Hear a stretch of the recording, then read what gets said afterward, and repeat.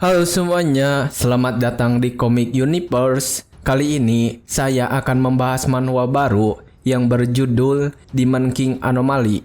Manhwa ini menceritakan seorang Demon King yang memiliki sifat yang sangat berbeda dengan seluruh Demon King yang ada. Cerita dimulai dengan menunjukkan MC yang memuntahkan darah dari mulutnya. Dia yang seorang Demon King telah kalah di tangan seorang pahlawan. Ketika sedang duduk di kursi raja, dia telah ditusuk sebuah pedang. Di sana juga terlihat banyak pahlawan yang lainnya yang sedang menyaksikan pemandangan itu. Saat itu, MC menyesali Black Flames yang dia banggakan karena tidak bisa membunuh para pahlawan. Dia juga bertanya-tanya kenapa Sword God of the Heroes bisa menebus sisik dan jantungnya. Dia benar-benar tidak mengerti dan saat ini sedang berusaha dengan keras menahan pedang yang menusuk jantungnya semakin dalam. Dia kembali mengingat kejadian beberapa saat sebelumnya. Dia menganggap dirinya berada di dunia yang berbeda dibandingkan dengan orang lain.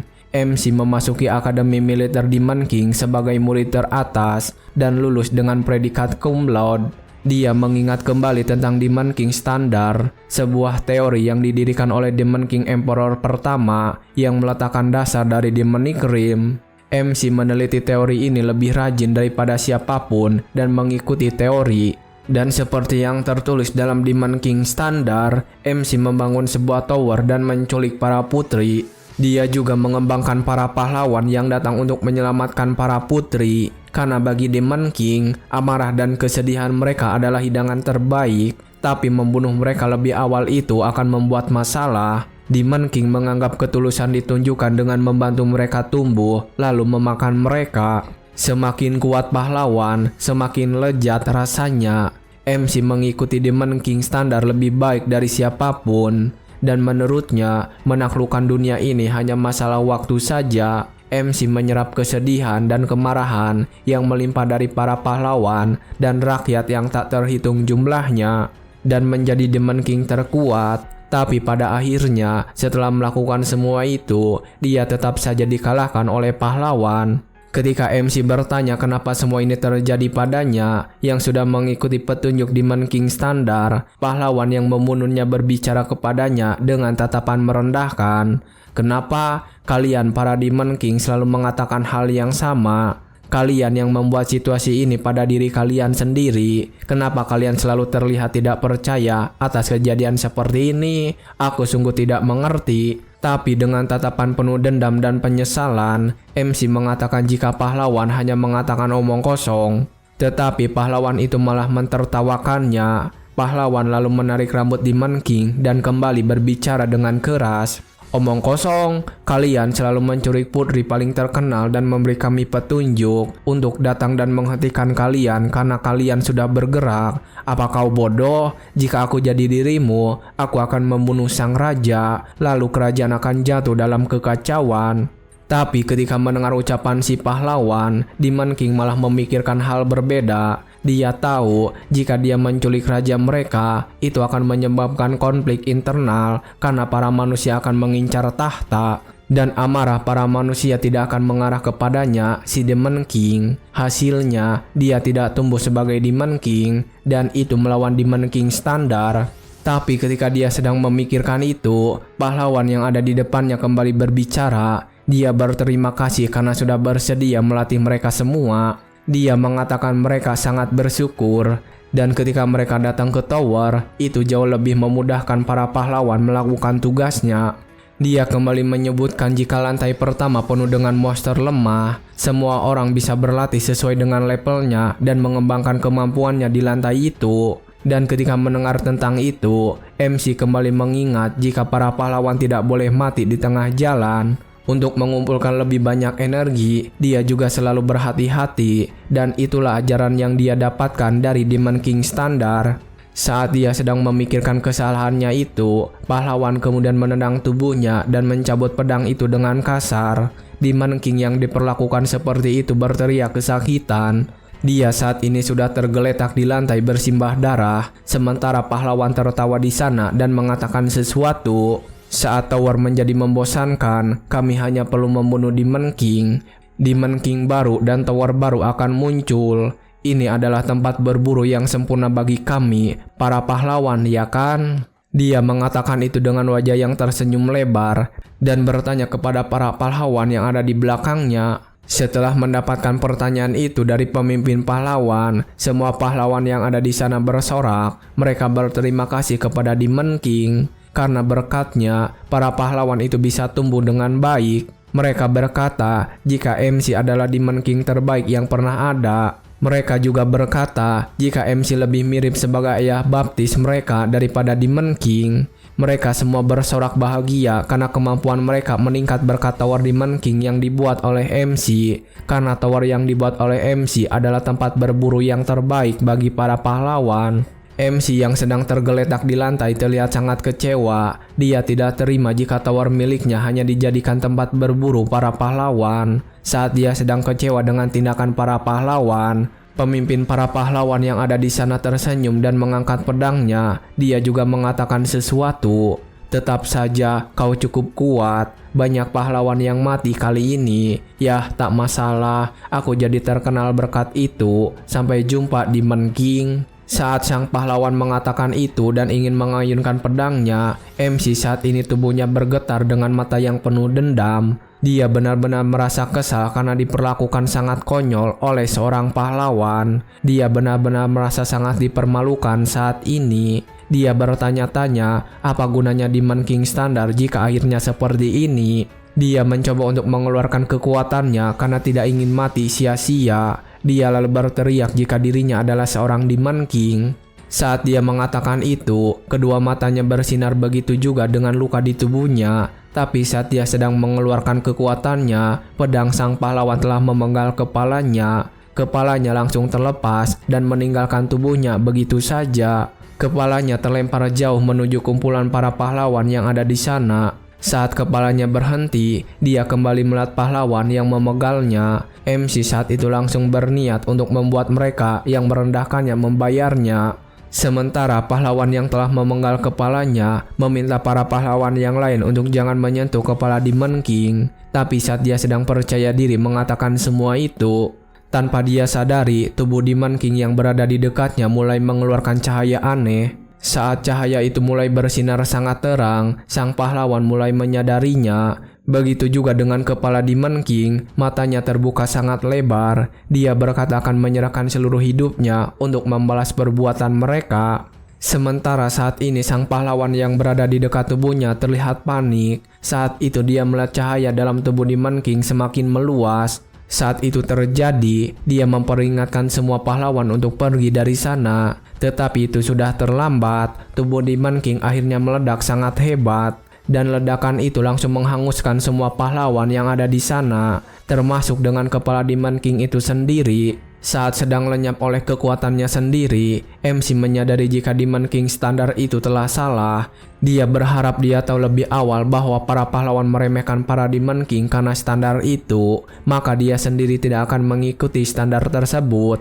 Dia berharap mendapatkan kesempatan lainnya dan akan menghapuskan standar itu dari awal, lalu akan memberikan perlawanan kuat pada para pahlawan sejak awal. Saat ia memikirkan semua itu dan penyesalannya, puncak tower Demon King meledak sangat hebat. Setelah ledakan itu terjadi, MC tiba-tiba tidak bisa melihat apapun, dan di dalam kegelapan, dia mendengar seseorang sedang menyebutkan namanya, Berjedias. Ketika namanya dipanggil, MC yang memiliki nama Berjedias langsung kembali membuka matanya karena terkejut. Saat ini Berjedias sedang berdiri di depan murid-murid dari Akademi Demon King. Dia terlihat sangat kebingungan karena telah kembali hidup. Tapi saat dia sedang melamun seperti itu, seseorang di atas panggung memanggilnya, Berjedias, cepat maju. Saat itu dia masih kebingungan dan langsung maju naik ke atas panggung. Saat dia sedang berjalan menaiki panggung, dia juga masih memperhatikan sekitarnya dengan cemas. Tapi ketika dia memperhatikan sekelilingnya, seseorang yang sedang memasangkan lencana berbicara kepadanya, Berjedias, kenapa talenta jenius sepertimu bersikap seperti ini di hari kelulusanmu? Berjedias terkejut ketika melihat orang yang dipanggil direktur itu. Dia juga sangat kaget melihat lencana merah yang dipasangkan di seragamnya. Karena lencana merah itu diberikan pada seluruh murid yang lulus dari Akademi Militer Demon King. Setelah menyadari hal itu, Berjedias terlihat kaget. Dia akhirnya sadar jika ini adalah hari kelulusan murid Akademi Militer Demon King 15 tahun yang lalu. Saat dia sedang kebingungan seperti itu, pembawa acara meminta seluruh murid kelulusan untuk naik ke atas panggung. Berjedias sendiri saat ini tidak tahu kenapa dia kembali lagi. Dia menganggap jika ini adalah kesempatannya. Saat dia sedang memikirkan alasannya kembali hidup di dunia ini, saat itu adalah saat di mana seluruh murid kelulusan yang segera akan menjadi Demon King harus mengucap janji. Pembawa acara yang ada di sana kemudian meminta Berjedias yang mengatakannya, "Murid Camelot Berjedias, tolong bacakan itu sebagai representasi tahun angkatanmu." Setelah pembawa acara itu menyebutkannya, muncul sebuah notifikasi di hadapan Berjedias, dan itu adalah Demon King standar yang dibenci oleh Berjedias karena mengakibatkan kematiannya. Di sana tertulis 5 poin dari Demon King standar. Poin pertama, Demon King harus membangun tower pada wilayah yang mereka tentukan. Poin kedua, Demon King harus menculik pangeran dan putri. Poin ketiga, Demon King harus menjadi penjahat dan menyebabkan masalah. Mereka juga harus meninggalkan jejak yang menyatakan bahwa merekalah pelakunya.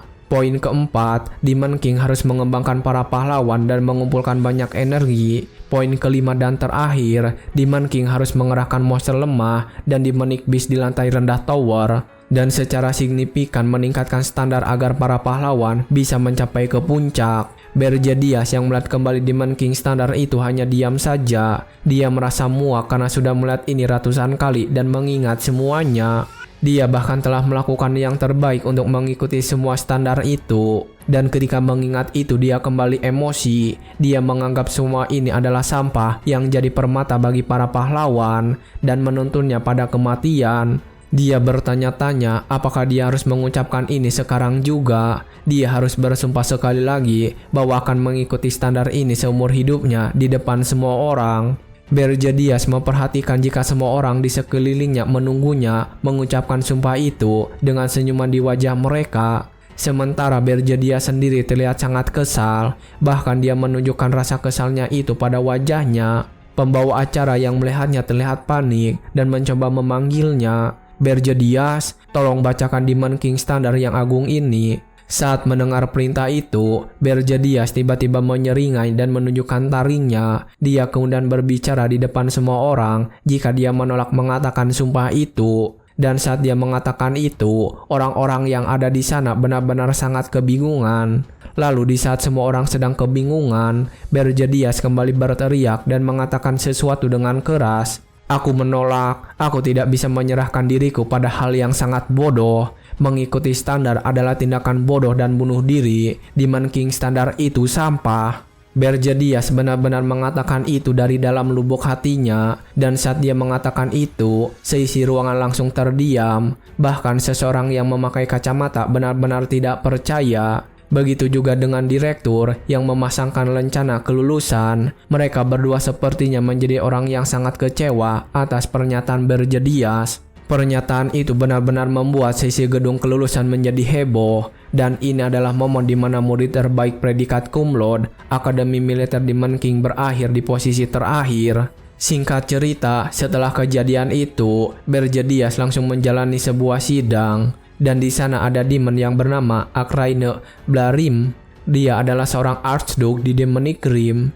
Dia saat ini terlihat sangat marah dan sedang menghakimi Berjedias. "Berjedias, kau bisa saja dieksekusi mati sekarang juga karena telah berani menghardik Demon King standar. Tapi, mengingat pelakuan teladan dan tekad luar biasamu sebelumnya, kami akan memberikanmu satu kesempatan terakhir. Tarik pernyataan cerobohmu itu sekarang dan meminta maaflah ke seluruh Demonic Rim. Kalau kau menolak, maka penempatan tugasmu berikutnya adalah Arain." Itulah yang diucapkan Akraine yang sedang sangat marah. Tetapi Berjedias saat ini tangannya sedang diborgol, tetap tenang mendengar ancaman tersebut. Sementara para hadirin yang menyaksikan persidangan itu mulai gaduh. Mereka membicarakan tentang Arain. Arain adalah tempat di mana lusinan Demon King telah mati sebelumnya.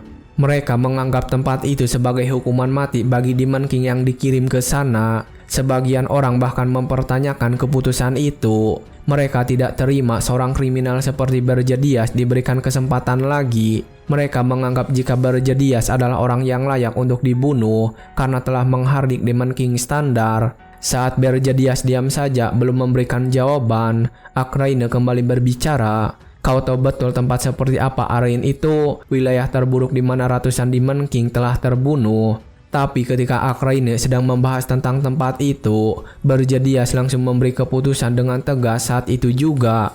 Kirimkan aku ke sana, aku akan pergi ke sana untuk membuktikan bahwa Demon King standar itu sampah. Berjedias mengatakan hal itu dengan sepenuh percaya diri dan tanpa ragu.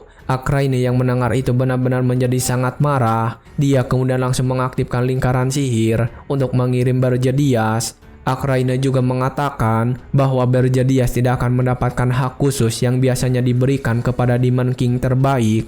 Lalu tidak akan ada demon lain juga yang akan menemaninya. Bahkan Berjedias dilarang untuk kembali ke Demonic Rim sebelum penjelajahannya selesai.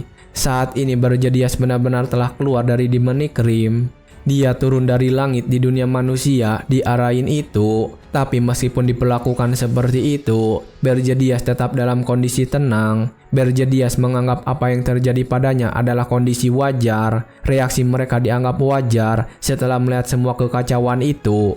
Berjedias sendiri tidak menyangka dia benar-benar dikirimkan kembali ke Arain, ke tempat di mana para pahlawan yang telah membunuhnya itu tinggal. Saat sedang melayang di udara, Berjedias langsung melepas borgol yang mengikatnya. Dia sendiri berpikir jika sebelum ereksinya, dia juga akan memilih Arain untuk tugas pertama. Dia berpikir jika Demon King sekuat dirinya, seharusnya bisa menaklukkan tempat paling sulit. Dan kearoganan itu sebelumnya telah merenggut nyawanya. Dia menyimpulkan sudah terlalu banyak pahlawan yang mengeksploitasi standar milik Demon King. Setelah memikirkan semua itu, Berjedias membuka sayapnya lebar. Dia akhirnya berhasil mendarat di puncak pegunungan yang ada di Arain. Dia saat ini mendarat di benua utara pegunungan Erges. Setelah berhasil mendarat di sana dengan selamat, Berjedias kemudian mengatakan sesuatu. Aku tak akan membiarkan hal itu terjadi lagi. Kali ini, aku pasti akan mengeksploitasinya, herois standar. Berjedias mengatakan itu dengan wajah yang sangat serius dan dengan niat untuk membalas dendam.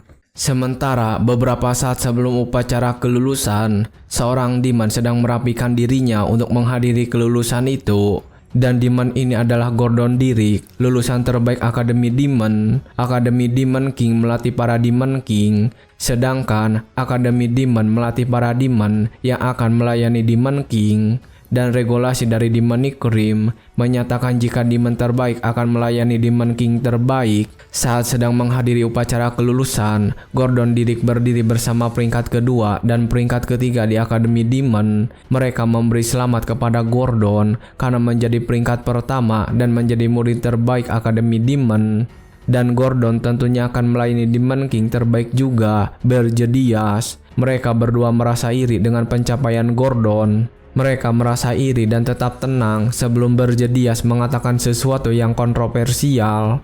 Gordon Dirk kemudian tersenyum dan berkata jika semua Demon King itu demon yang hebat. Dia kemudian menyeringai dengan bangga karena dia menganggap Berjedias adalah Demon King terhebat. Berjedias berasal dari keturunan Demonic Dragon, demon jenius yang hanya terlahir sekali dalam beberapa milenia, pria yang akan dikenang selamanya dalam sejarah Demonic Rim.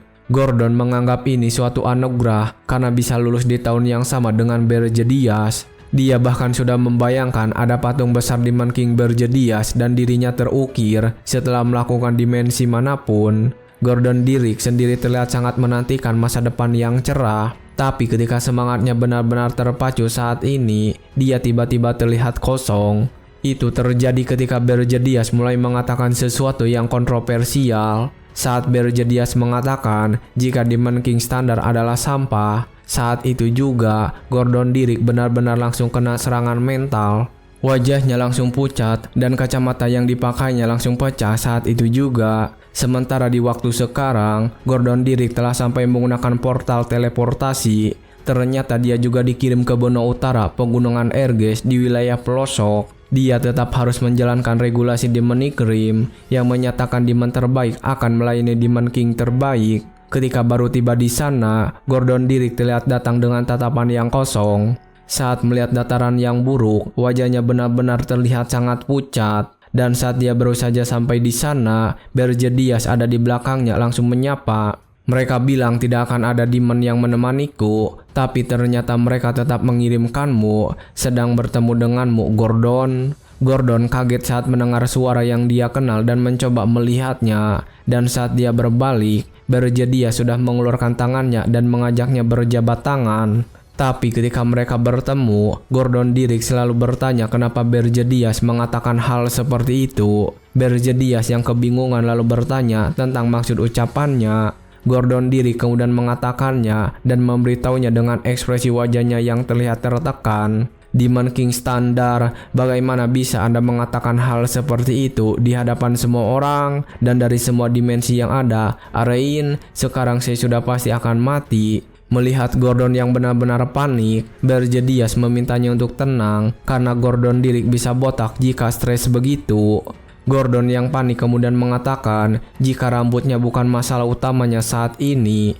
Berjedias sendiri yang melihat sikapnya seperti itu menjadi bingung. Dia bertanya-tanya apakah dari dulu Gordon Dirk memang seperti itu. Karena sebelum ereksinya, Berjedias hanya tahu bahwa Gordon adalah orang yang percaya diri dan bersikap tenang. Dia kembali mengingat penampilan Gordon di kehidupannya yang lalu. Saat itu Gordon tersenyum saat menyapa Berjedias dan mengatakan sesuatu yang positif. Situasinya akan sulit, tapi selama masih ada Anda dan saya, kita bisa melakukannya. Sebenarnya, jika bukan Arain, saya sendiri tak akan bersemangat.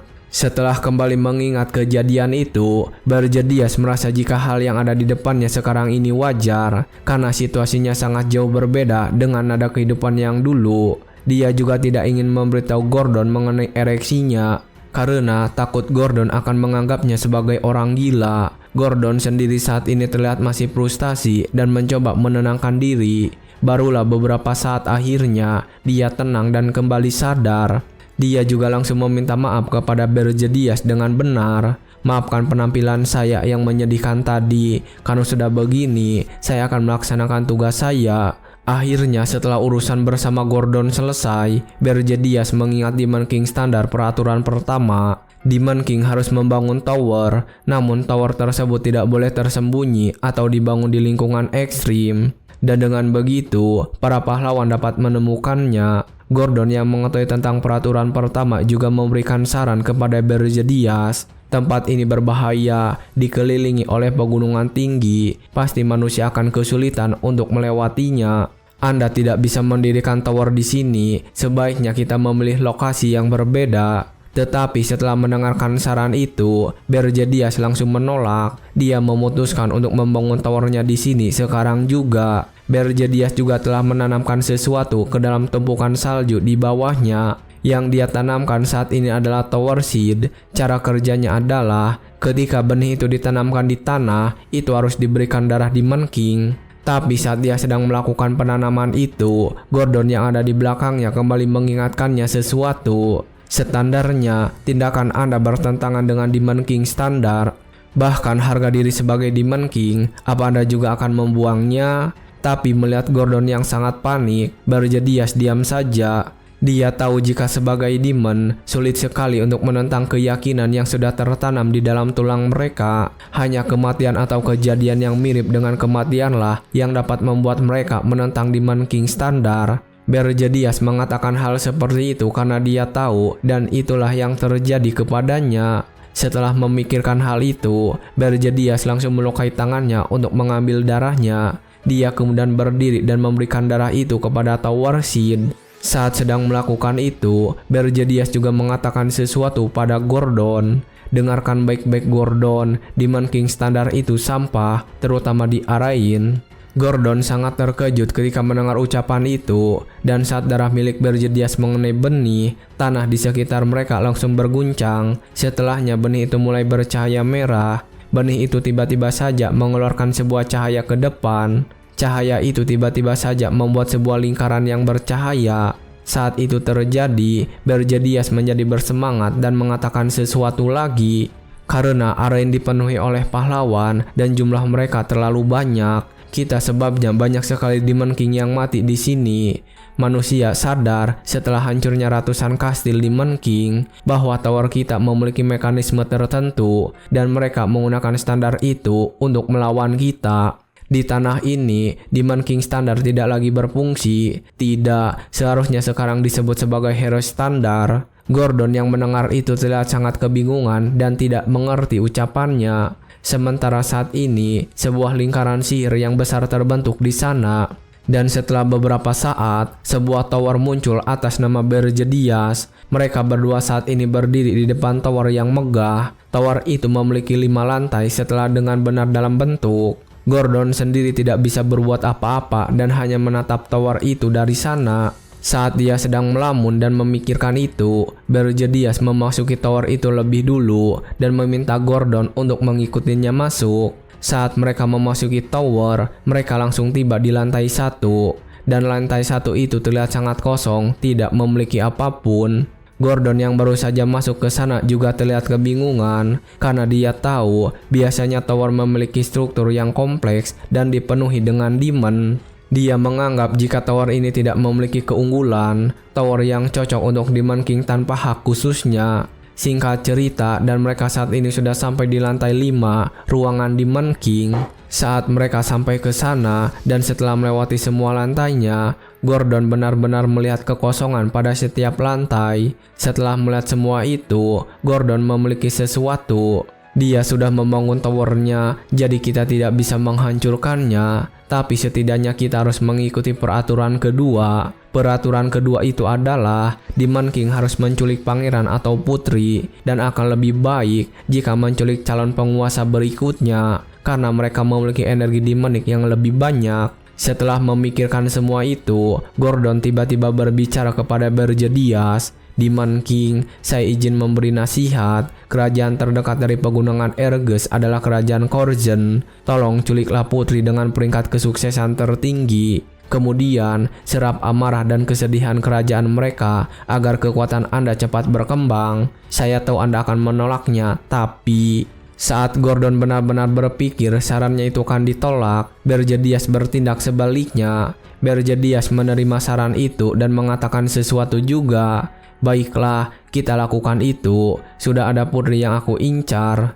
Mendengar keputusan Demon King, Gordon menjadi bersemangat dan mengatakan jika dia juga akan membantu. Tetapi saat dia mengatakan itu, Berjedias langsung menolak. Dia meminta Gordon untuk menjaga tower karena tempat tinggal Demon King tidak boleh kosong. Mendengar ucapan dari Berjedias membuat Gordon merasa senang. Dia bersyukur meskipun tindakan Berjedias dipertanyakan, dia tetaplah Demon King terbaik. Gordon berpikir jika Berjedias hanya stres karena kelulusannya dan situasinya masih bisa diselamatkan, dan tempat inilah semuanya sungguh dimulai. Saat Berjedias akan melompat terbang dari jendela, Gordon menanyakan sesuatu. Kalau begitu, siapa yang akan Anda culik? Sambil bersiap untuk terbang, Berjedias memberitahunya, "Yah, aku akan menculik anak dari kerajaan terjauh dari menara ini, kerajaan yang ada di ujung selatan benua ini. Kerajaan Hilderan, dan di antara mereka yang keberadaannya paling kecil adalah putri ke-13. Setelah mengatakan itu, Berjedias langsung melebarkan sayapnya dan terbang menuju kerajaan Hilderan. Pada malam harinya, dia sampai di sebuah kamar yang berisikan seorang putri. Putri tersebut sedang duduk di ranjangnya, hanya diam saja dengan tenang, menatap kedatangan Berjedias sendiri yang melihat putri itu langsung menyapanya. "Aku datang untuk menculikmu, Tuan Putri." Sementara saat ini di Tower Berje, Gordon sedang mengamuk kesal karena yang dilakukan oleh Berjedias saat ini berkebalikan dari perintah Demon King standar. Saat Berjedias mengatakan tujuannya seperti itu, putri yang ada di sana malah bersikap biasa saja. Lalu setelah beberapa saat, putri itu tersenyum dan mengatakan sesuatu. "Kamu siapa? Kamu yakin bisa menangani aku?" Saat putri itu menanyakan hal tersebut, Berjedias merasa diremehkan. Dia lalu menjawab jika dia bisa mengurusnya karena dia adalah Demon King. Setelah mendengar itu, putri tersebut tiba-tiba saja menyerahkan dirinya. Dia berkata jika dia mengizinkan Berje untuk membawanya. Berjedias kemudian mendekati putri itu dan menanyakan sesuatu. "Untuk suatu alasan kau sangat tenang, apa yang kau rencanakan?" Putri itu hanya menjawab jika dia mengira hal seperti ini akan terjadi suatu saat karena dirinya terlahir sebagai seorang putri. Berjedias yang mendengar itu semakin kesal. Dia berkata jika dia tidak akan lengah dan tidak akan membiarkan putri itu menipunya. Sang putri mengatakan jika dia tidak merencanakan apapun, dia juga tidak membuat perangkap dan tidak meramal dengan pasti jika Demon King akan datang hari ini. Berjedias membenarkan pernyataan itu, tapi setelah mendengarnya, dia tiba-tiba merasa tidak nyaman. Namun saat dia sedang memikirkan perasaan tidak nyaman, sang putri tiba-tiba berdiri dan bersedia diajak pergi saat itu juga. Karena telah sampai ke sana, Berjedias langsung membawanya pergi. Singkat cerita, saat ini dia sudah sampai kembali di Tower Berje. Tanpa berlama-lama, dia langsung memasuki tower itu dengan membawa sang putri. Gordon sendiri langsung datang untuk menyambut kedatangannya. Akhirnya setelah menurunkan sang putri, Berje memerintahkan kepada Gordon untuk membiarkan sang putri tinggal di ujung lantai 4. Gordon terkejut saat menerima perintah itu. Dia bertanya kenapa tidak menyimpan tuan putri di penjara. Berje mengatakan jika sang putri kemari tanpa banyak perlawanan, jadi dia bersedia memberikan keringanan untuk sang putri sampai taraf tertentu. Gordon tanpa banyak bertanya langsung menerima perintah itu. Dia lalu mengatakan jika ada sesuatu yang harus diberitahu kepada Berje. Sementara saat ini di lantai 4 tower, sang putri sudah berada di sana sendirian. Dia kemudian duduk di lantai tersebut dan terlihat melamun. Dia bahkan merasakan lantai dingin dan keras. Dia akhirnya sadar jika benar-benar telah diculik. Dia membandingkan kehidupannya di istana dengan di sini. Di sini tidak ada apa-apa, tidak ada kamar yang nyaman ataupun tanaman yang indah. Tetapi saat merasakan semua itu, putri tiba-tiba saja tersenyum. Dia mengatakan tinggal di sini rasanya tidak seburuk itu. Sementara saat ini di ruangan yang berbeda, Berje bertanya tentang undangan dari Tower of Beast yang disampaikan oleh Gordon. Gordon yang ada di sana lalu menjelaskan jika ini adalah pesta untuk menyambut Berje, Demon King yang baru. Tapi saat mendengar itu, Berje membuang napas. Dia memberitahu Gordon jika ini hanyalah percobaan menyedihkan untuk mempermalukan dan memanfaatkan dirinya, Demon King yang baru ini. Setelah mengatakan itu, Berje memikirkan sesuatu lagi. Pada dasarnya, Demon King itu terlalu arogan untuk bekerja sama dengan orang lain. Akan tetapi, Arain, faktor yang belum pernah terjadi sebelumnya, menjadikan para Demon King melawan egonya sendiri dan bekerja sama. Dulu aku sempat mengabaikan mereka karena mereka itu berpikir lemah. Tapi kali ini, sebaiknya aku coba sedikit berkomunikasi dengan mereka. Setelah memikirkan dan merencanakan hal itu, Berje memutuskan untuk menghadiri undangan itu. Dia saat ini juga sudah tiba di Tower of Beast. Itu terletak di sebuah hutan belantara. Sesampainya di tempat itu, raja mereka langsung menyambutnya. Namaku Draken, Demon King of Beast. Aku sudah menguasai tempat ini selama 70 tahun. Setelah mengatakan itu, Draken kemudian menatap Berje dengan tatapan merendahkan dan mengatakan sesuatu. Jadi, kau Demon King yang baru, ku dengar kau mengejek cara tradisional, tapi dilihat-lihat kau pun tampak tidak mengesankan. Namun ketika mendengar ancaman itu, Berje tidak mundur dan balik mengancamnya. Kau di sini untuk macam-macam denganku, kurasa aku memang tak seharusnya datang, beritahu saja keperluanmu.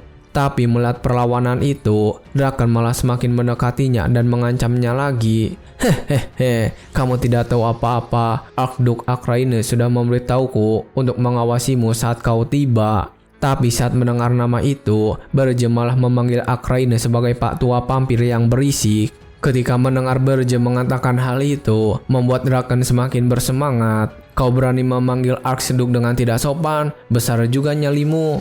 Kemudian setelah mengatakan itu, Draken langsung melemparkan daging yang sedang dia makan ke tanah. Dia melemparkan daging itu tepat di depan kaki Berje. Draken kemudian kembali mengancam Berje setelah melemparkan daging. Jilat, lakukan dan akan kuampuni sikap kurang ajarmu.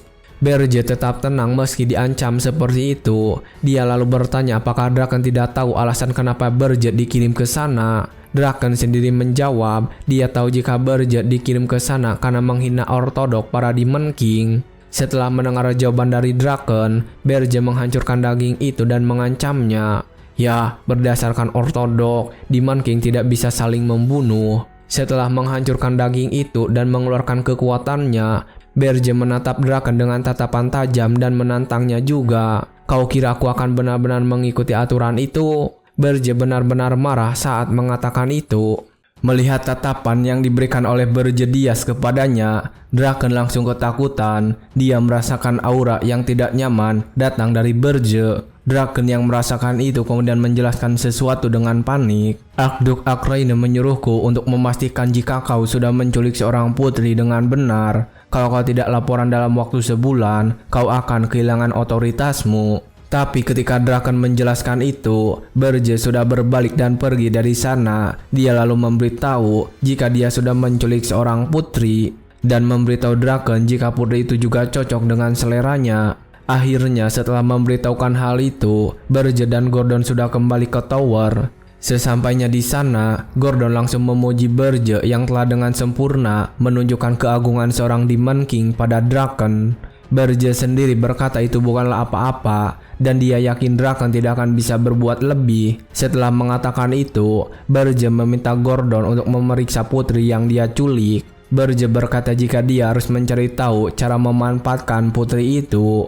Gordon yang mendengar perintah itu tentu saja langsung pergi. Sementara saat Gordon pergi memeriksa putri tersebut, Berje sedang berpikir keras di kursinya. Dia takut jika sikap Demon King yang lain akan seperti Draken, dan itu akan membuatnya kerepotan. Dia tidak menyangka konsekuensinya menghina ortodok jauh lebih besar dari yang dibayangkan. Tapi dia juga tidak menyesalinya, karena jika diberi kesempatan lain, Berje juga akan membuat keputusan yang sama seperti sekarang ini. Dia berdiri dan berbicara dengan yakin jika dia lebih memilih mati daripada membungkuk pada sampah. Dia berpikir agar tidak mengulangi kesalahan yang sama seperti sebelumnya, meski harus membangun semuanya dari nol. Berje lalu membuka sebuah window dan ingin memeriksa poin yang dia dapatkan dari menculik putri. Karena merasa menculik putri dari rank terendah, Berje berpikir jika dia hanya akan mendapatkan ratusan poin. Tapi ketika dia membuka window,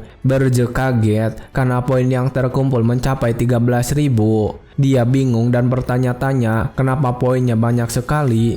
Tapi ketika dia sedang memperhatikan semua poin itu, dia mendapatkan pesan video dari Draken. Dalam pesan video itu, Draken mengatakan sesuatu. Demon King baru, aku mengirim ini untuk memberimu ucapan selamat. Meski pertemuan pertama kita bukan yang terbaik, sebagai seniormu, setidaknya aku harus melakukan ini. Lagi pula yang kau capai di Arain bukanlah sesuatu yang mudah. Aku merasa sangat terkesan. Apa menghina ortodok cuma dalih saja? Saat mendengar semua ucapan dari Draken, Berje tiba-tiba terlihat bingung. Dia juga tiba-tiba menjadi panik saat itu, merasa jika ada sesuatu yang aneh yang sedang terjadi. Saat dia merasakan keanehan, Gordon juga datang ke sana, memberitahu jika ada masalah di lantai 4. Berje kaget karena lantai 4 adalah tempat dia mengurung putri yang diculik. Karena penasaran dengan Gordon yang begitu terburu-buru, Berje memutuskan untuk segera memeriksa lantai 4. Saat dia ke sana, isi ruangan itu telah menjadi sebuah taman yang indah. Berje yang datang ke sana benar-benar terkejut dan tidak bisa mengatakan apapun.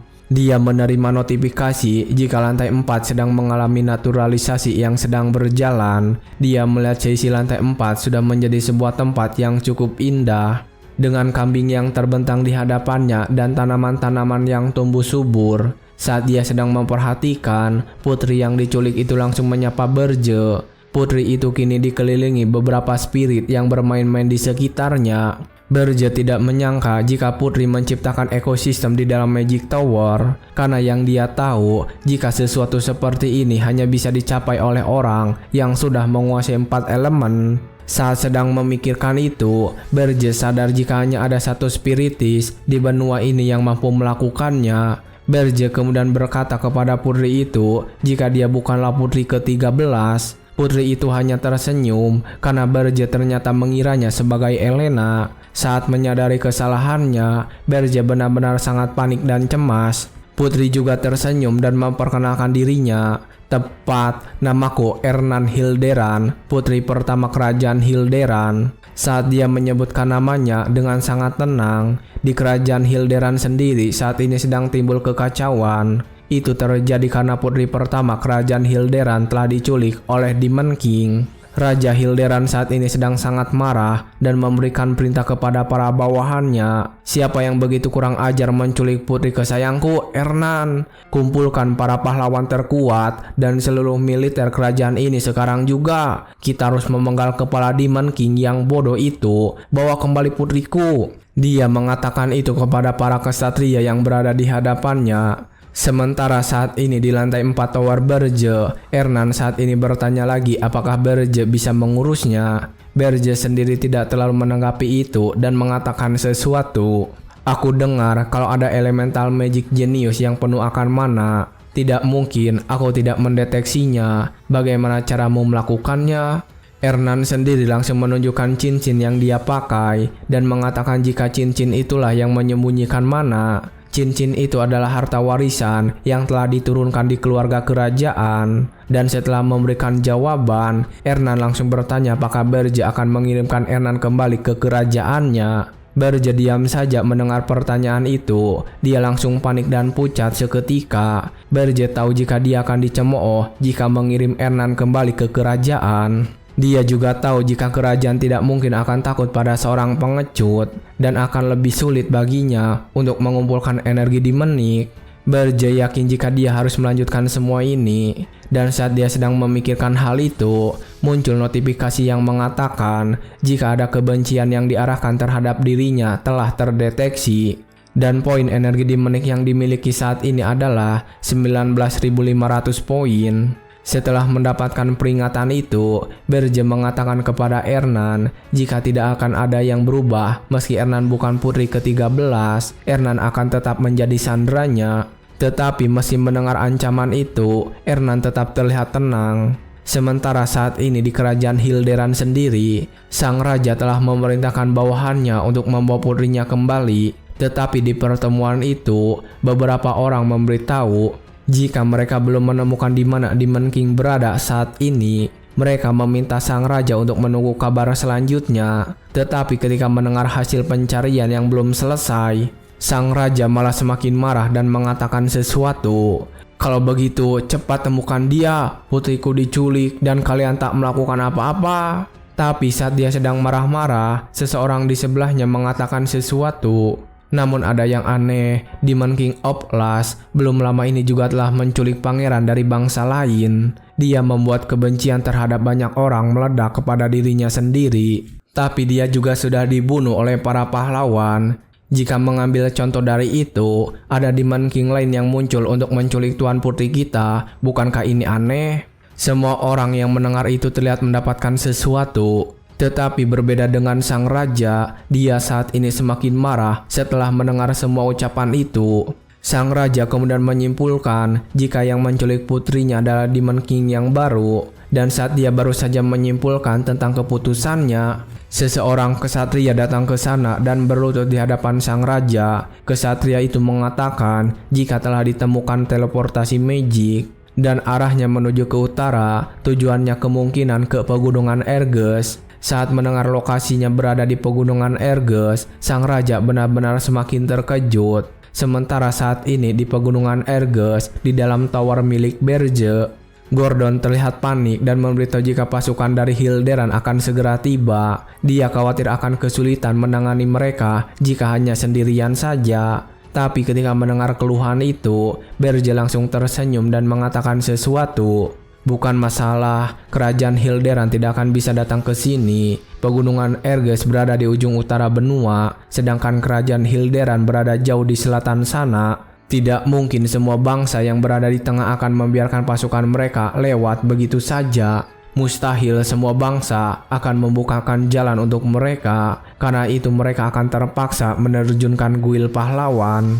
Berge tersenyum cerah saat mengatakan semua itu pada Gordon. Dan seperti dugaannya, sang raja yang sudah putus asa memilih untuk menghubungi guil pahlawan. Singkat cerita, setelah mereka menghubungi guil pahlawan, di guil pahlawan sendiri saat ini sedang terjadi keributan. Mereka membahas penculikan putri Hilderan, menganggap Demon King yang menculiknya sudah gila. Tapi mereka juga tidak ingin menerima quest itu karena berada di tempat berbahaya seperti pegunungan Erges. Mereka takut karena tempat tersebut dipenuhi dengan monster-monster mengerikan. Bahkan salah satu dari mereka tertawa mengatakan jika Raja Hilderan pasti akan menderita. Sementara saat ini, Berge sendiri sudah menduga jika guild pahlawan tidak akan menerima permintaan itu karena para pahlawan hanya mempedulikan uang. Berge tahu jika para pahlawan tidak akan mau pergi ke suatu tempat yang membahayakan. Dia juga bilang karena alasan itulah dia membangun markas di tempat ini. Gordon sendiri yang mendengar semua itu tidak bisa mengatakan apapun. Dia tidak menyangka Berge benar-benar tidak mengikuti aturan Demon King standar. Gordon merasa Berge sangat paham betul ketika sudah terkait dengan Arain. Dia merasa seolah-olah Berge seperti sudah pernah hidup di sini sebelumnya. Singkat cerita, setelah para pahlawan tidak ada yang mengambil permintaan mereka, Raja Hilderan merasa sangat kesal dan marah dan mulai menghina mereka. Tidak ada pahlawan yang mau mengambil permintaan dari kita. Bagaimana mungkin mereka menyebut diri mereka sebagai pahlawan? Tapi setelah kemarahannya, sang raja langsung kembali duduk di kursi. Saat sang raja sedang kebingungan, Berge sendiri sedang merencanakan sesuatu. Dia saat ini sudah tahu jika akan butuh waktu lama sampai grup pencarian yang layak terbentuk. Dan jika sudah terbentuk grup pencarian itu juga akan butuh waktu yang lama untuk sampai ke sini. Tapi ketika sedang melihat-lihat barang yang tersedia pada sistem, Berge sendiri saat ini tahu jika energi di menik miliknya saat ini masih kurang untuk bisa melawan tentara pahlawan.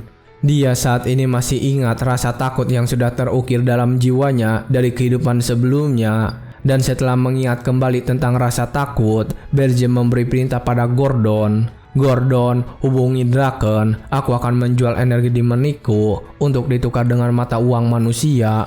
Gordon tanpa ragu langsung menerima perintahnya. Tapi setelah beberapa saat, dia akhirnya terkejut. Dia sadar jika tuannya akan menjual energi di menik miliknya. Saat frustasi seperti itu, Gordon mengatakan sesuatu. Energi di menik yang merupakan mata uang di menik Rim yang memungkinkan Anda untuk melampaui batas spesies kita dan membuka fitur tower beserta monster yang bisa dibawa. Anda ingin menukarkannya dengan mata uang manusia. Tetapi meskipun Gordon terlihat sangat panik, Berge tetap ingin melakukan hal itu. Dia berkata jika Draken pasti ingin membeli energi di meniknya dengan harga yang tinggi. Dia juga memberitahu Gordon jika dia tidak bisa menghentikan para pahlawan dengan energi di menik yang dimiliki saat ini. Tapi dengan mata uang manusia ada sesuatu yang bisa dia lakukan. Saat ini berlokasi di Holton Walk di dekat pegunungan Erges, kota benteng. Saat itu Berge datang ke sana untuk mengunjungi kota. Tapi saat dia sampai di pintu masuk, para penjaga gerbang memintanya untuk berhenti. Mereka bertanya identitas Berge. Berge sendiri hanya mengatakan jika dia adalah mercenari biasa. Tetapi para penjaga merasa curiga karena tidak ada mercenari gila yang pergi ke pegunungan Erges seorang diri. Namun saat mereka sedang mencoba untuk menghentikan Berge memasuki kota, Berge sendiri kemudian melewati kedua penjaga sambil melemparkan koin emas kepada salah satu penjaga. Melihat koin emas itu, penjaga tersebut diam. Mereka berdua berencana membagi dua hasilnya. Dan dengan begitulah Berge berhasil masuk dengan mudah ke dalam kota. Setelah memasuki kota, Berge memutuskan untuk mencari pemandu terlebih dahulu. Sementara saat ini di markas utama Guild Mercenary Scarlet Hawk, ada seseorang yang dipanggil kapten sedang berbaring santai di sebuah meja. Bawahannya saat itu bertanya bukankah seharusnya kaptennya segera berangkat. Orang yang dipanggil kapten itu terus saja bersantai, mengatakan jika dia saat ini membiarkan para prajurit yang melawan monster-monster dan dia tinggal mengambil saja jerih payah para prajurit itu. Dia tertawa setelah mengatakan rencananya. Dan saat dia sedang bersantai di atas kursi, seseorang dari atas sana mengatakan sesuatu. Apa kau belum mendengar kabarnya? Ada Demon King baru yang mendirikan tower di pegunungan Erges. Tapi ketika mendengar itu, si kapten mengatakan jika berita itu hoak. Karena Demon King selalu mendirikan tower mereka di tempat yang mudah didatangi oleh para pahlawan. Setelah itu bawahan yang lain memberitahu berita Demon King yang telah menculik putri dari kerajaan Hilderan. Sekali lagi si kapten membantah karena tidak pernah ada Demon King yang mau jauh-jauh ke ujung benua hanya untuk menculik seorang tuan putri. Pada saat dia sedang membantah berita tersebut, bawahan yang lain juga menambahkan berita lagi. Kalau begitu, bagaimana dengan ini? Aku dengar bahwa kuil pahlawan menolak permintaan itu setelah mereka tahu di mana lokasinya. Tetapi sekali lagi si kapten membantahnya. Dia bahkan berdiri di atas meja dan mengatakannya dengan keras. Itu hanya untuk mencari sensasi. Apa itu Tuan Putri? Penerus kerajaan yang berharga? Mereka hanya sedang bersandiwara untuk memeras uang dari keadaan ini. Kalian tahu betul seberapa gilanya para pahlawan itu dalam urusan uang. Saat kapten mengatakan semua itu dengan sangat keras dan penuh percaya diri, bawahan-bawahannya yang ada di sana membenarkan hal itu. Tapi tanpa disadari, tiba-tiba saja Berje berada di belakang si kapten. Berje juga langsung berbisik pada telinganya saat itu juga. Begitu ya, jadi itu yang terjadi. Kapten yang mendengar suara bisikan itu tiba-tiba benar-benar menjadi takut. Dia langsung terjatuh karena kaget. Terlihat juga beberapa anak buahnya di sana sudah mulai mengeluarkan senjata untuk melawan Berje. Tetapi Berje sendiri saat ini tetap tenang dan mengatakan sesuatu pada si kapten. Sepertinya kau ini banyak tahu, aku ambil kau, sisanya kalian semua keluar. Tapi ketika Berje mengatakan itu dengan sangat tenang, orang-orang yang ada di sana merasa tidak terima. Mereka langsung bergerak untuk melawan Berje. Mereka berkata jika mereka tidak akan membiarkan Berje keluar hidup-hidup. Tapi saat mereka datang menyerang, Berje berhasil mengalahkan mereka sekaligus. Setelah menghabisi mereka yang datang kepadanya, Berje juga langsung menyerang orang-orang yang tersisa. Berje menyerang semua orang itu dengan sangat cepat dan berhasil mengalahkan mereka. Tapi ketika dia sedang sibuk dengan lawan yang ada di depannya, seorang pria gendut melompat dari belakangnya untuk menghajarnya dengan palu. Saat palu itu diayunkan dengan sangat keras, sebuah ledakan besar terjadi. Tetapi ternyata terlihat saat ini Berje berhasil menangkap palu tersebut. Saat Berje sedang menahan serangan palu, beberapa pemanah dari atas mulai membidiknya. Berje yang mengetahui itu langsung melemparkan pria gendut ke sudut ruangan. Sementara saat ini, orang yang dipanggil kapten terlihat sangat ketakutan. Dia takut setelah melihat monster seperti Berje datang ke dalam markasnya. Dan ketika dia sedang ketakutan, Berje hanya tersenyum saat menghajar mereka semua. Ternyata keributan-keributan itu menimbulkan suara yang cukup keras, dan itu membuat orang-orang yang berada di luar sana memperhatikan guil itu. Beberapa dari mereka menganggap ini adalah hal yang biasa. Sementara di dalam sana telah terjadi kekacauan dan semua anggota guil itu telah dikalahkan Berje. Hanya tersisa satu orang saja yang masih dibiarkan sadar. Berje sendiri langsung mendekati orang itu dan berbicara kepadanya. Jangan takut, aku akan mengampunimu jika kau menjawab pertanyaanku. Tapi itu sudah terlambat. Orang tersebut sudah ketakutan dan menundukkan pandangannya. Dia berkata akan menjawab pertanyaan apapun itu selama nyawanya diampuni. Dan ternyata yang ditanyakan oleh Berje adalah tentang lokasi toko budak berada. Singkat cerita, setelah mendapatkan pertanyaan itu, orang tersebut langsung membawa Berje menuju toko budak. Dan sesampainya di sana, mereka langsung masuk ke dalam bangunannya yang megah. Tetapi setelah masuk ke sana dan melihat seluruh budaknya, Berje merasa kecewa karena semua budak itu berasal dari manusia. Orang yang ada bersamanya terlihat cemas. Dia bertanya apakah semua budak ini bukan yang Berje cari. Berje melemparkan sekantong koin emas kepada orang itu. Berje bertanya apakah ada budak yang lebih langka daripada manusia. Orang yang menerima sekantong koin emas itu terlihat terkejut. Dia kemudian tersenyum sambil terus menatap koin emas di tangannya, mengatakan jika dia mengetahui budak langka yang dicari oleh Berje. Berje yang mengikuti orang itu merasa heran karena orang di depannya masih bisa tersenyum setelah melihat anak buahnya dihajar babak belur. Setelah beberapa saat berjalan, akhirnya mereka sampai di pasar budak bawah tanah. Orang itu kemudian mempersilahkan Berje untuk masuk ke dalam toko budak. Setelah memasuki toko budak, Berje langsung fokus kepada salah satu budak yang ada di sana. Budak itu adalah seorang elf dengan rambut berwarna hijau. Berje berniat menggunakan budak elf ini untuk dijadikan sebagai mata-mata untuk membuat para pahlawan kebingungan karena pada dasarnya elf adalah kaum yang baik. Sementara di tempat yang lain, tepatnya di kerajaan Hilderan, seseorang yang dipanggil Hero Hilan Kargil sedang berlutut menyambut sang raja. Saat menghadap sang raja, Hilan Kargil mengucapkan sesuatu dengan wajah yang serius. Saya akan menyelamatkan Tuan Putri dan membawakan kepala Demon King itu atas nama keadilan. Sementara kita kembali ke toko budak, Berje yang sedang melihat-lihat langsung didatangi oleh pemilik toko. Pemilik toko bertanya apakah ada yang bisa dia bantu. Berje langsung menjawab jika dia ingin membeli budak elf dan mengatakan jika yang membayarnya adalah pria yang datang bersamanya. Pria dari guild yang mendengar itu terlihat sangat kaget. Dia tidak menyangka koin-koin emas yang diberikan kepadanya adalah untuk pembayaran.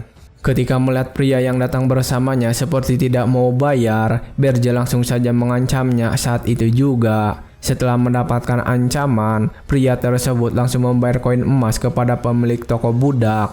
Dan setelah melakukan pembayaran tersebut, Berje meminta kedua orang itu untuk pergi keluar ruangan. Dia berkata kepada mereka ada sesuatu yang ingin dia lakukan. Tetapi pemilik toko budak mengingatkan Berje jika ada kemungkinan elf itu akan mengamuk. Berje sendiri mengatakan itu bukan masalah dan jika ada sesuatu yang terjadi, pria dari guild yang akan membayarnya lagi. Mendengar ucapannya itu, pria yang menerima banyak koin emas terlihat semakin kecewa. Akhirnya setelah mereka berdua pergi meninggalkannya sendirian, Berje langsung membuka kurungan si elf dan berjalan mendekatinya. Sambil melepaskan ikatan yang menutup mulut elf, Berje mengatakan sesuatu. Seorang elf yang dulunya adalah bangsawan telah menjadi budak menyedihkan. Elf yang sedang dibebaskan kemudian merasakan kekuatan yang digunakan oleh Berje dan bertanya kepadanya, "Energi ini, apa kau demon? Apa yang mungkin diinginkan demon dari seorang elf?" Berje kemudian langsung menjawab pertanyaan itu. "Aku ingin memberikanmu kesempatan untuk membalaskan dendammu kepada manusia." Tapi setelah mendengar itu, elf menjawab dia tidak bisa mempercayai demon melebihi manusia meskipun tawarannya sangat menarik. Berje lalu mencoba untuk meyakinkan elf dan mengatakan sesuatu. "Aku ini berbeda, kalau kau setia kepadaku tepat selama 50 tahun, aku akan menjamin keselamatan dan kebebasanmu." 50 tahun bahkan bukan waktu yang lama bagi kaum elf. Seharusnya tawaran ini jauh lebih baik daripada dipermalukan oleh manusia. Tetapi elf itu malah membahas Berje yang berasal dari kaum demon yang sedang menghancurkan dunia dan juga sedang menghancurkan World Tree yang dilayani oleh para elf. Elf berambut hijau mengatakan dia tidak mungkin mempercayai demon seperti Berje. Lalu dengan wajah yang polos, elf itu juga mengatakan sesuatu lagi. "Justru adanya demon yang meminta bantuan elf membuatmu terlihat lebih mencurigakan." Berje sendiri yang ada di sana merasa ucapan dari elf itu benar-benar kejam dan menusuk. Berje kemudian mengeluarkan Demon King standar dan mengatakan sesuatu untuk meyakinkan elf. "Kalau begitu, mari kita lakukan ini. Aku bersumpah atas Demon King standar untuk memenuhi janjiku dan untuk tidak menyentuh World Tree sama sekali. Sebagai gantinya, aku ingin kau bersumpah atas World Tree bahwa kau akan berjanji setia kepadaku selama 50 tahun berikutnya." Saat mendengar sumpah yang dikatakan oleh Berje, elf itu terlihat benar-benar terkejut. Karena dia juga tahu Demon King standar bagi para demon memiliki kedudukan yang sama dengan World Tree bagi para elf. Elf itu tersenyum dan menganggap jika Berje adalah demon yang cukup aneh. Dan karena Berje sudah bersumpah menggunakan Demon King standar, elf itu sendiri mengatakan sesuatu dengan percaya diri. "Aku Granada dari suku Maple. Aku akan melakukan sumpah begitu aku bertemu dengan Demon King yang telah mengirimmu kemari." Berje lalu tersenyum dan memberitahu jika dia adalah Demon King itu sendiri. Granada terlihat kaget saat mendengar itu dan setelahnya dia langsung tertawa terbahak-bahak dan mengatakan sesuatu. "Hahaha, jangan bercanda ah. Untuk apa Demon King datang kemari? Semakin jauh Demon King dari tower mereka, semakin lemah juga kekuatan mereka. Kenapa dia mau bergerak sendiri demi membeli budak?" Dan bahkan setelah mengatakan semua itu, Granada tertawa semakin keras. Jika Berje benar-benar Demon King, dia akan melakukan sumpah setia selama 100 tahun ke depan. Berje langsung setuju dengan ucapannya Granada dan dia langsung membawanya ke tower miliknya. Sesampainya di sana, Granada benar-benar tidak bisa berbicara apa-apa lagi. Dia membisu seperti patung. Saat dia sedang diam, Berje yang duduk di kursinya mengatakan sesuatu. kontrak selama 100 tahun sesuai perkataanmu, bukan aku. Tetapi setelah mengetahui kebenarannya, Granada terlihat kecewa. Dia mengatakan jika selama ini Berge telah menipunya. Granada bahkan berani mengomentari tawar itu. Ayolah, ini sih namanya penipuan. Kau tak pernah bilang tawarnya akan sekosong ini. Benar-benar tidak ada isinya. Dari lantai 1 sampai lantai 3. Dan bahkan di lantai 4 saja, isinya hanyalah alam tanaman. Tawar menyedihkan macam apa yang bahkan tidak memiliki satupun monster. Granada tiba-tiba menjadi kesal dan memarahi Berge, mengatakan jika Berge tidak akan bertahan bahkan selama 1 tahun. Dan para pahlawan akan mencabik-cabik tubuh Berge. Granada mengatakan jika mustahil dia bekerja di tempat seperti ini. Tapi ketika dia sedang melakukan protes seperti itu dengan sangat keras, Berge langsung mengintimidasinya menggunakan kekuatannya. Apa kau sudah lupa? Kau dan aku, kita telah membuat perjanjian. Saat Berge mengingatkan tentang perjanjian mereka, dia mengeluarkan aura berwarna gelap ke seluruh ruangan. Granada yang merasakan aura tidak menyenangkan itu langsung terdiam pucat. Dia merasakan tekanan yang begitu besar dari energi Demonik yang murni. Dan saat dia merasakan tekanan kekuatan itu, Granada kembali teringat. Meskipun tower ini menyedihkan, tapi dia tidak melihat ada satupun monster di pegunungan Erges berani menyerang mereka dalam perjalanan ke sini. Granada langsung tahu jika monster-monster itu tidak berani menyentuh sang Demon King. Setelah memikirkan kejadian yang dialami tadi, Granada mengakui Berge sebagai Demon King. Dan dia berpikir jika dia akhirnya mungkin benar-benar bisa membalaskan dendamnya. Setelah memikirkan semua kejadian itu dengan serius, Granada langsung berlutut dan bersumpah. Saya bersumpah atas nama Agung Worldreap bahwa mulai detik ini, kesetiaan saya menjadi milik Anda selama 100 tahun ke depan. Setelah mengatakan sumpah itu, Granada kemudian menatap Berge dengan serius. Dia saat ini yakin dia akan diberikan posisi yang krusial, karena Demon King sendiri yang datang untuk menemuinya. Granada akan melaksanakan dendamnya dengan melaksanakan rencana jahat yang diberikan Berge. Tetapi ketika dia berpikir seperti itu dengan sangat serius, Berge tiba-tiba saja mengatakan sebuah perintah untuknya. Pertama-tama, siapkan hidangan untukku. Mendengar perintah pertamanya, Granada langsung benar-benar menjadi pucat. Dia juga terlihat sangat kecewa saat memasak hidangan untuk Berge. Dia bersikap seperti itu karena semua ini tidak seperti yang dia pikirkan. Dia tidak mendapatkan bagian yang krusial dalam rencana Berge. Bahkan saat dia sedang memasak sendirian, tiba-tiba saja Erna datang ke sana dan membantunya mengiris bahan-bahan.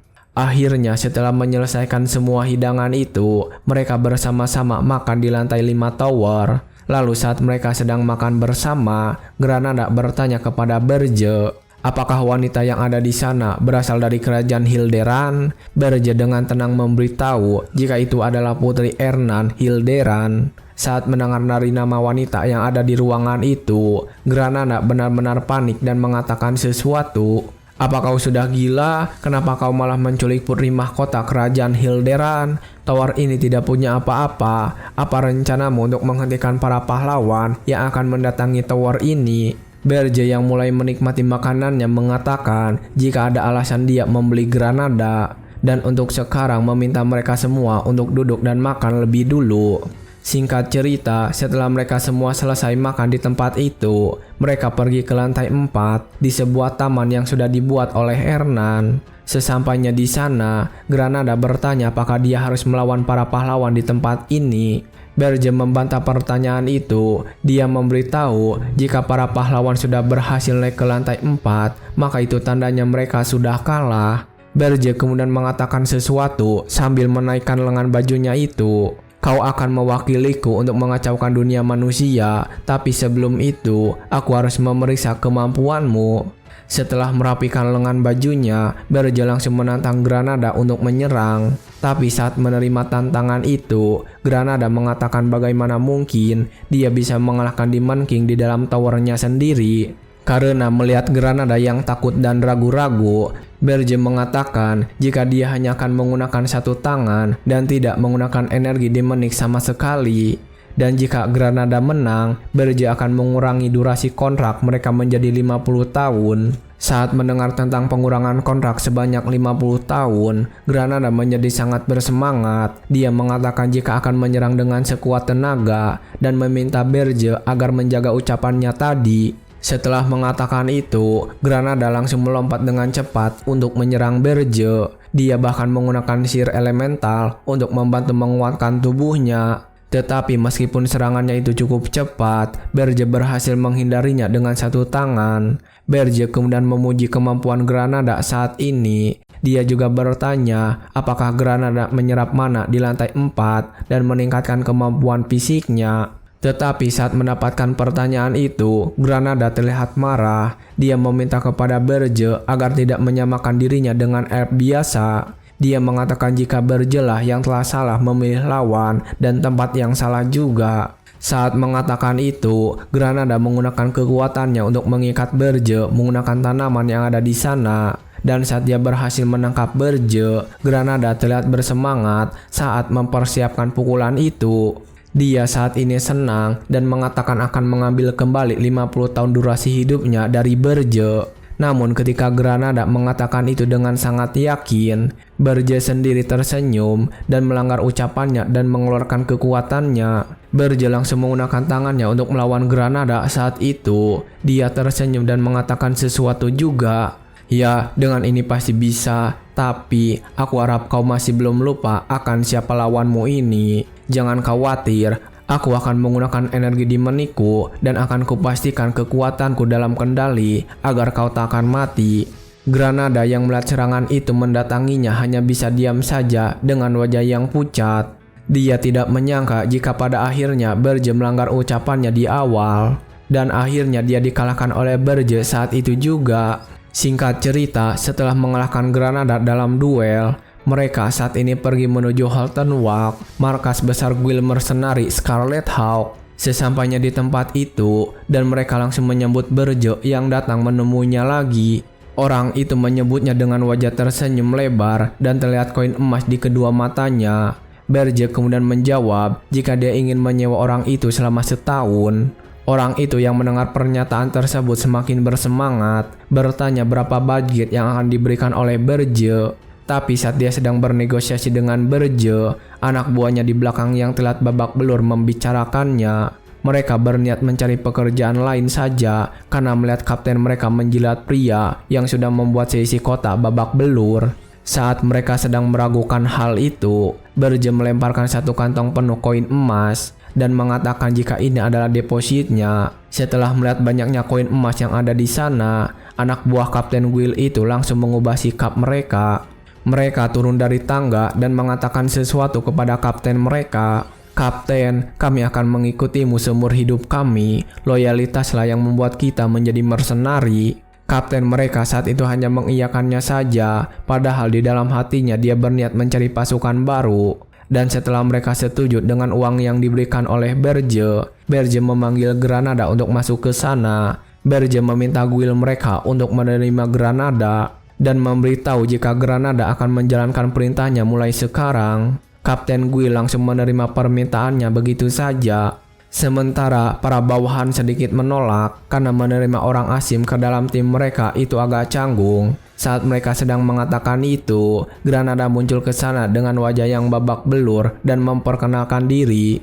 Halo, namaku Granada. Para mercenari yang melihat kondisi wajah Granada terlihat diam. Mereka menatap Granada dan mengetahui perasaannya. Tak lama mereka semua langsung menangis bersama-sama. Mereka akhirnya menerima Granada tanpa protes sama sekali. Mereka terlihat seperti bertemu dengan saudara yang sudah terpisah cukup lama. Melihat mereka sedang bercengkrama di sana, Berge merasa lega karena menemukan mercenari seperti mereka yang sudah lama beroperasi yang di pegunungan Erges dan mudah untuk dikendalikan.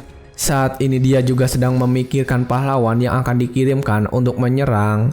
Berge sudah tahu jika yang akan dikirimkan oleh kerajaan Hilderan adalah pahlawan Hilan Kardil, pahlawan yang telah mengalahkan Demon King Oplas. Dan saat mereka sedang berkumpul seperti itu, Berge memanggil mereka dan memberikan misi. Mercenary Scarlet Hawk, ini adalah misi pertama kalian. Mata-matailah Hilan Kargil, pahlawan yang disewa oleh kerajaan Hilderan. Para mercenari yang mendengar perintah itu langsung menerima perintahnya dengan segera. Setelah menyerahkan urusan Hilan Kargil pada Granada dan mercenari Scarlet Hawk, Berge langsung kembali ke tower. Dia saat ini sedang duduk di kursi dan mengawasi mereka semua dari sana. Yang tersisa baginya saat ini adalah untuk memperkuat dirinya sendiri. Berge saat ini sudah tidak memiliki poin energi Demonik yang biasanya bisa digunakan untuk memperkuat tower atau untuk meningkatkan kekuatan Demon King itu sendiri. Satu-satunya cara bagi Berge yang telah menjual seluruh poinnya untuk menjadi lebih kuat adalah Spirit Blossom. Spirit Blossom adalah bunga kristal mana yang muncul setelah menyerap mana alami, dan begitu bunga ini dikonsumsi, bunga ini dapat memberikan tambahan kekuatan yang besar. Di pegunungan Erges yang memiliki badai mana kasar dan dipenuhi oleh monster-monster kuat, kehidupan alamnya nyaris tak tersentuh oleh umat manusia. Alhasil, Spirit Blossom memiliki waktu lama selama bertahun-tahun untuk menyerap mana alam. Karena itu, energi mana di bunga itu menjadi lebih padat lagi. Sungguh, Spirit Blossom adalah harta karun yang ajaib.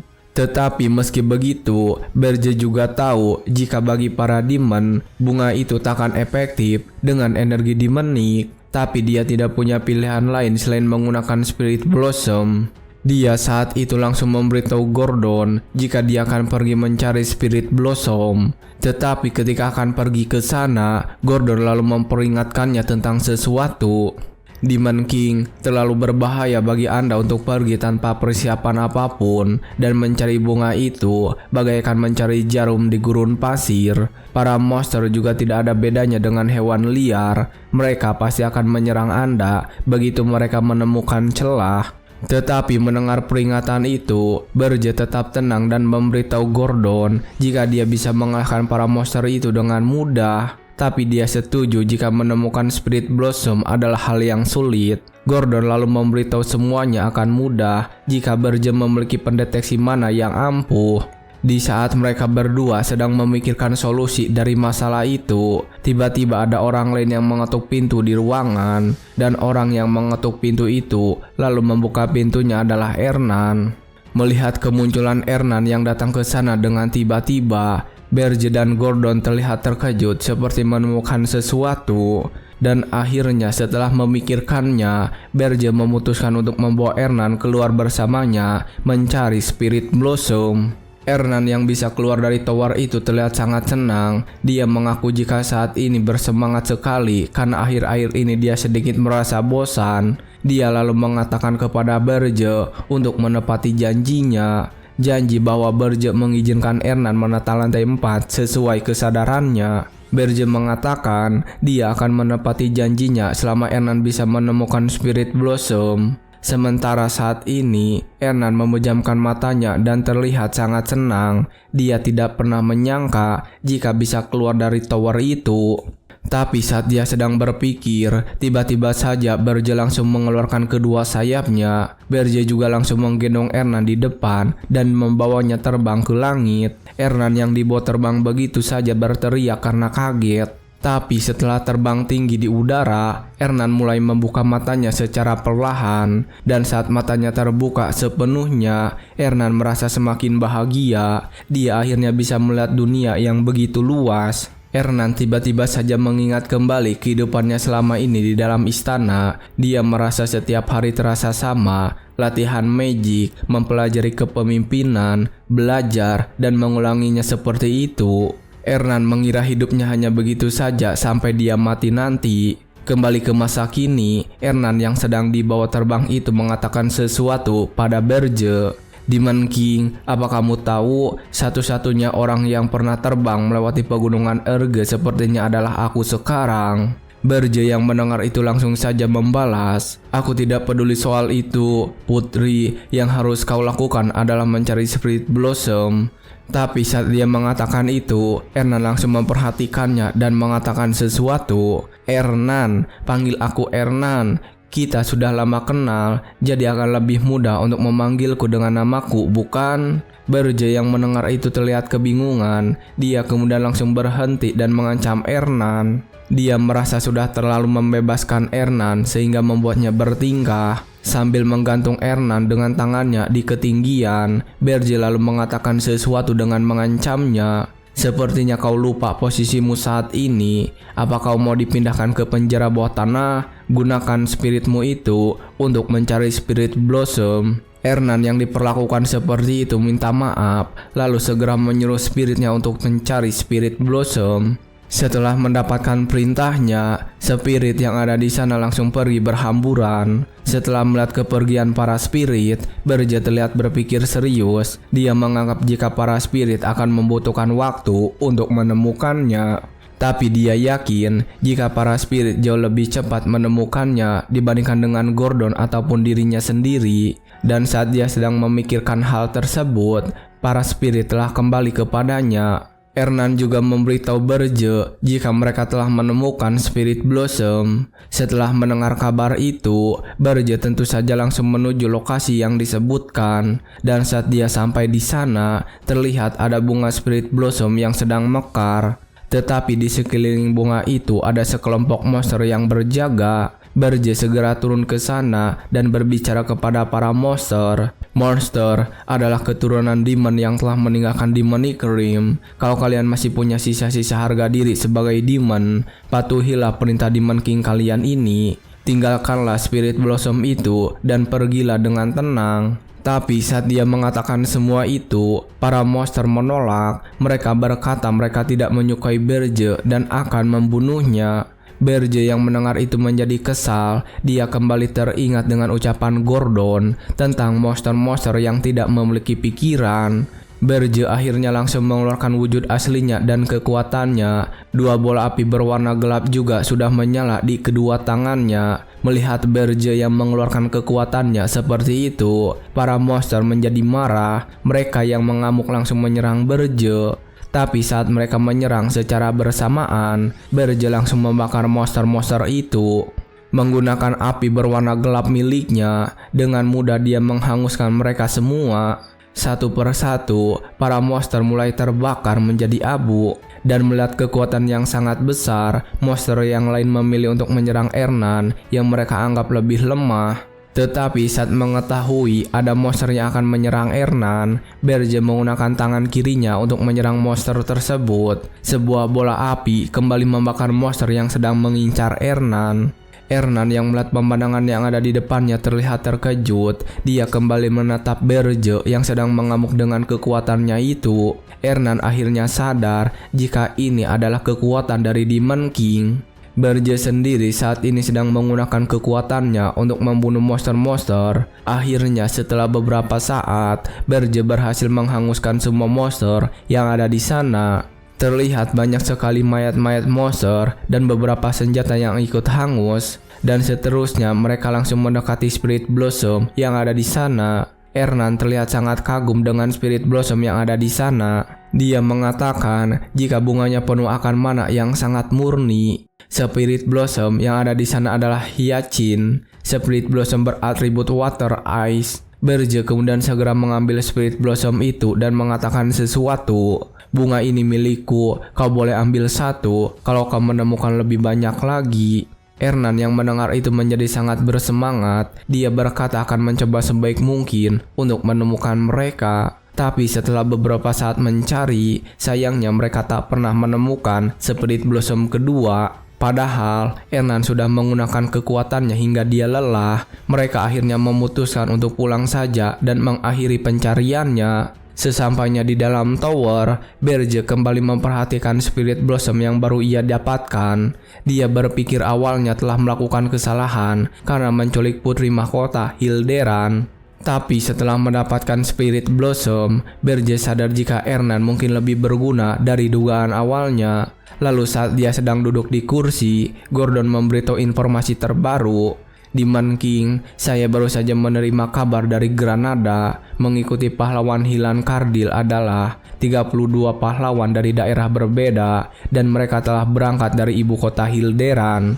Saat ini mereka sedang menuju Erges. Mereka akan bergerak dengan melakukan perkenalan klasik pahlawan. Mereka melakukan ini untuk membangun tim dan mengembangkan kemampuan mereka melalui permintaan para penduduk. Dengan begitu, seiring berjalannya waktu mereka akan bertambah kuat. Silahkan, saya sudah menyiapkan beberapa rencana untuk menangani mereka. Gordon kemudian langsung menampilkan beberapa rencana yang sudah dia siapkan. Tetapi ketika dia dengan bangga menunjukkan semua rencananya, Burge sendiri langsung menolak, bahkan langsung menghapus dan membuang semua rencana itu ke dalam tong sampah. Burge mengatakan jika kali ini mereka tidak akan mengirimkan monster apapun atau mencegah perjalanan mereka. Dia lalu menjelaskan jika usaha pencegahan yang setengah matang hanya akan membuat parti pahlawan menjadi lebih kuat. Burge lalu meminta Gordon untuk memberitahu Granada. Burge meminta Granada dan para mercenari untuk ikut dengan para pahlawan itu, bantu dan membangun kepercayaan dengan mereka. Gordon yang mendengar itu kemudian membalasnya dan membahas keadaan tower mereka. Hebat sekali Demon King kami, kali ini juga Anda tidak mengikuti Demon King standar. Tapi kita juga tak bisa menghentikan mereka dengan kondisi tower kita yang seperti ini, bukan? Mendengar ucapannya itu, Burge bisa tahu jika Gordon sedang khawatir saat ini.